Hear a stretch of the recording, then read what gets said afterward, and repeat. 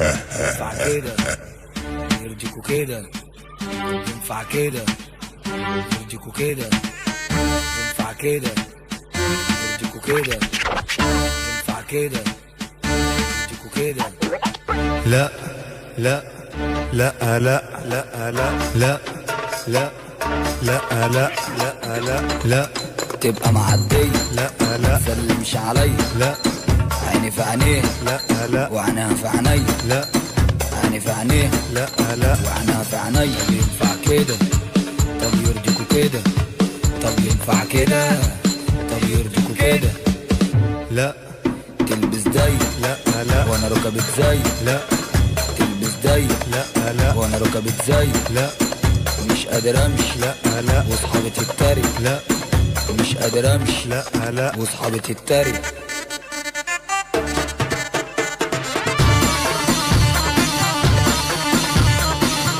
لا لا لا لا لا لا طب ينفع كده طب يرضيكوا كده طب ينفع كده طب يرضيكوا كده لا ترجع متأخر لا لا مش انا بغير لا تسهر وتزيد لا لا وسط الفرافير لا مش بترد لا لا وبتنفض لي لا بتشوح لي لا لا وبتشرط طب ينفع كده طب يرضيكوا كده طب ينفع كده طب يرضيكوا كده لا لو معاك لا لا تجري عليك لا لو ما معاكش لا لا خد بريك لا عايشة الدور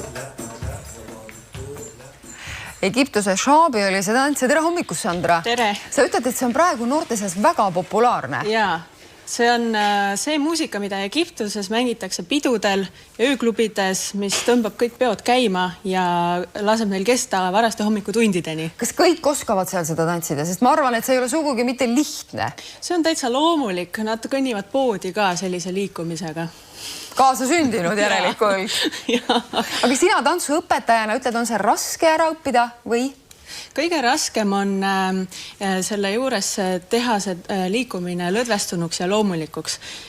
Kalila, keda me just nägime esinemas, te nägite, et ta on justkui nagu igapäevaselt selle liikumise sees. Ta tegi seda nii suure rõõmuga. Just. Ja see rõõm ja see vabadus, see lõdvestus on see kõige raskem osa selle tantsu õppimises.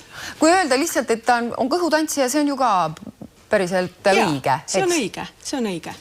Kõhutants on, ütleme, üldine nimetus paljudele tantsudele, mis tulevad Lähis-Ida piirkonnast ja võib-olla ei ole alati kõige täpsem, aga nii me teda nimetame. Me täna hommikul räägime sellest sellepärast, et siin novembri alguses 2.–3. on selliste väga põnevate idamaiste tantsude festival tulemas. Lisaks sellele Shaabile näeb veel mida. Seal on erinevad valikut alates Maroko tantsust lõpetades Iraagi tantsuga. Ega meile väga eksootilised tantsud, mida meil ei tantsita. Ja ütleme, et Eesti rahvatantsu seal ei ole. aga on väga paljusid tantse Vahemereäärsetest piirkondadest ja just sellised meie mõistes nagu idamaade tantsud, mis tõttu selle nimi ongi rahvusvaheline idamaise tantsufestival. Juba 13. aastat toimub see.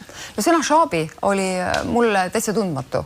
Tõesti pidin eile vaatama YouTube'ist ühte videot ikkagi, et mis see siis on ja siis ma mõtlesin, nii nimetatakse, no tundub nagu päris kõhutants. Et kui sa ütled veel mõned sellised eksootilised nimed, võib-olla mida inimesed kuulnud ei ole, välja arvatud need, kes sellega tegelevad. Et mida seal tantsufestivalil näiteks Raks al-Kaulia. See on siis Iraagist pärit tants, niisugune Iraagi mustlastants.